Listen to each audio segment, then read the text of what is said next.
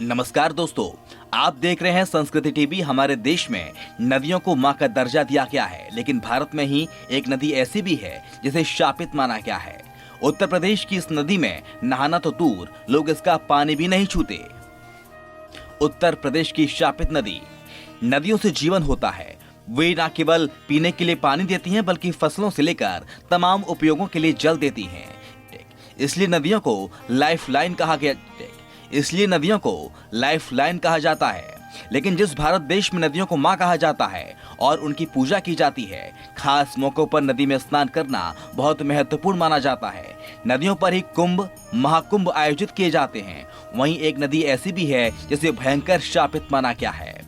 इस नदी को लेकर लोगों के मन में ऐसा खौफ है, इसमें नहाना तो दूर, लोग इसका पानी छूने से भी कतराते हैं।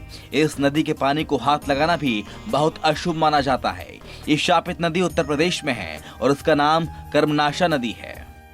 उत्तर प्रदेश की इस कर्मनाशा नदी के पानी को लोग छूते तक नहीं है। इस नदी का नाम कर्म और नाशा दो शब्दों से मिलकर बना है। इसका शाब्दिक अर्थ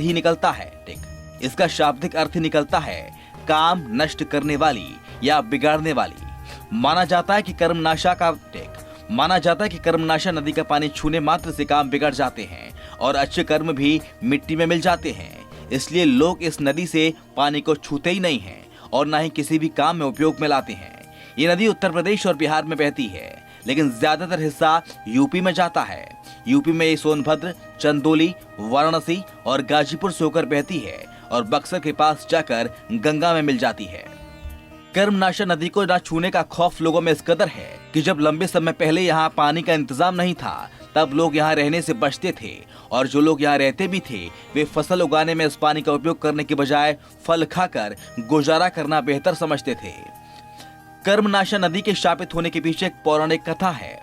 इसके अनुसार राजा हरिश्चंद्र के पिता सत्यव्रत ने एक बार अपने गुरु वशिष्ठ से शरीर स्वर्ग में जाने की इच्छा जताई, लेकिन गुरु ने इनकार कर दिया। फिर राजा सत्यव्रत ने गुरु विश्वामित्र से भी यही आग्रह किया।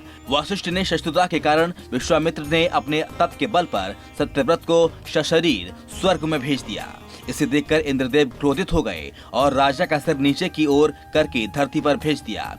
विश्वामित्र ने अपने तप से राजा को स्वर्ग और धरती के बीच रोक दिया और फिर देवताओं से युद्ध किया। इस दौरान राजा सत्यव्रत आसमान में उल्टे लटके रहे, जिससे उनके मुंह से लार गिरने लगी। यही लार बहने से नदी बन गई। वहीं गुरु वशिष्ठ ने राजा सत्यव्रत को उनकी धृष्टता के कारण चांडाल होने का श्राप दे दिया। माना जाता है कि लार से नदी बनने और राजा को मिले श्राप के कारण इसे शापित माना गया और तब तक लोग इस नदी को शापित ही मानते हैं। उम्मीद है दोस्तों आपको जानकारी पसंद आई होगी। ऐसे ही धर्म और आस्था से जुड़े रहने के लिए देखते रहिए संस्कृति टीवी।